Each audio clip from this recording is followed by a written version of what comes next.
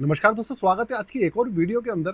देखिए, gold fund का मैं पूरी की पूरी प्लेलिस्ट आपके लिए बना रहा हूं और एक गोल्ड फंड मेरे रिव्यू से रह गया था जिसका नाम है क्वांटम गोल्ड फंड। ये एक गोल्ड फंड है, क्वांटम म्यूचुअल फंड हाउस की तरफ से आता है। बहुत सारे मेरे भाई ऐसे हैं जो कि क्वांटम के नाम से कन्फ्यूज हो गए होंगे। उनको ऐसा लग रहा होगा कि क्वांटम नहीं, मैं क्वांट की बात कर रहा हूँ, लेकिन ऐसा नहीं है। मैं क्वांटम म्यूचुअल फंड अलग म्यूचुअल फंड हाउस है और क्वांट म्यूचुअल फंड हाउस बिल्कुल अलग है। तो आज मैं बात करने वाला हूं क्वांटम गोल्ड फंड की, जिसके अंदर इस गोल्ड फंड ने पिछले एक साल के अंदर 64.24% का रिटर्न निकाल कर दे दिया है। आज इसका रिव्यू करने वाले हैं। वीडियो को एंड तक देखिएगा, साथ में चैनल को सब्सक्राइब कर लीजिएगा और बेल के आइकन को दबा दीजिएगा। वीडियो इन्फॉर्मेशन पर्पज़ के लिए है, किसी भी तरीके का रिकमेंडेशन या सजेशन नहीं है, ना ही कोई प्रमोशनल एक्टिविटी है। शुरू करते हैं दोस्तों।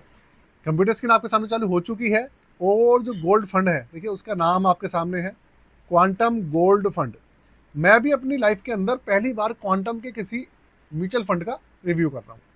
हालांकि बहुत सारे लोगों को क्वांटम को शायद शायद नाम आप लोगों ने नाम भी सुना हो, एएमसी का, लेकिन क्वांटम में बहुत सारी स्कीम्स आती है। स्मॉल कैप भी है, मिड कैप भी है, सब तरीके के फंड्स हैं इनके।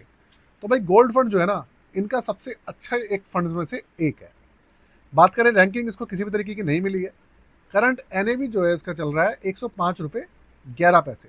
पिछले एक साल का रिटर्न मैंने आपको बता दिया 64.24% है। रिस्कोमीटर हाई है, वेरी हाई नहीं है। इसके अलावा अगर मैं चार्जेस की बात करूं और किस सब चीज़ों की बात करूं, तो ये फंड लॉन्च हुआ था 2008 में, 22 फरवरी 2008 को लॉन्च हुआ था। इस हिसाब से देखा जाए तो ये 17-18 साल इसको ऑलरेडी फंड को हो चुके हैं, मतलब 17 साल इसको हो चुके हैं। और 17 साल का CAGR है इसका 13.15%, जो कि अपने आप में बहुत बड़ी बात है। एक गोल्ड फंड इतने रिटर्न निकाल के दे रहा है। डोमेस्टिक प्राइस ऑफ गोल्ड इसका बेंचमार्क है, मतलब इसकी जो लिंकिंग है वो सीधी गोल्ड के प्राइस से है। ओपन एंडेड स्कीम है, कोई रोक टोक नहीं है, जब मर्जी आइए जब मर्जी जाइए। ये एक म्यूचुअल फंड की स्कीम है, ETF नहीं है। 0.60% इसका एक्सपेंसिव रेशियो है, जो कि हल्का सा ज़्यादा है, कम होना चाहिए, क्योंकि इसके समानांतर जो स्कीम्स है ना, उनका एक्सपेंसिव रेशियो कम है। तो भैया इनको सोचना चाहिए। ये इतने ज़्यादा फेमस भी नहीं है, फिर भी इतना अगर एक्सपेंस रेशियो रखेंगे तो कैसे काम चलेगा। ठीक है, 451 करोड़ का इनका AUM है। इसके अलावा 500 रुपये मिनिमम SIP और इन्वेस्टमेंट इसमें होती है। एक्सिट लोड है 0% और किसी भी तरीके का लॉक इन पीरियड इसमें नहीं है। ये है इसका बेसिक डेटा और बेसिक चार्जेस और बेसिक डिटेल्स। अब चलते हैं इसके रिटर्न्स वाले पोर्शन पे। रिटर्न्स कितने निकाल के दे रहा है ये, तो भाई रिटर्न जो है ना इसके, देखिए 10 साल का रिटर्न है 15.37% का CAGR है, ये रहा आपके सामने। 10 साल का 15.37%, 7 साल का है 20.46%, 5 साल में 18.94% का रिटर्न है, 3 साल में 34.53 है, 1 साल में 64%, 6 महीने में है 33.66, 3 महीने में 29.94, करीबन 30%, 1 महीने में 14.68% और 1 दिन में भी इसने 0.9119% का रिटर्न दे ही दिया है।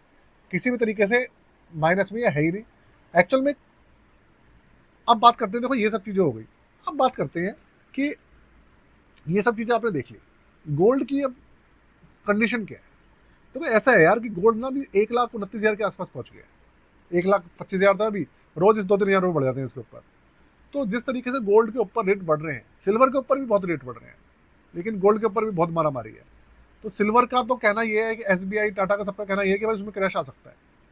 अब जब सिल्वर में क्रैश आएगा तो भैया गोल्ड भी पीछे तो हटेगा नहीं। सिंपल सा सिस्टम है इन दोनों का। अगर चढ़ते हैं तो दोनों साथ में चढ़ते हैं, गिरते तो दोनों साथ में गिरते हैं।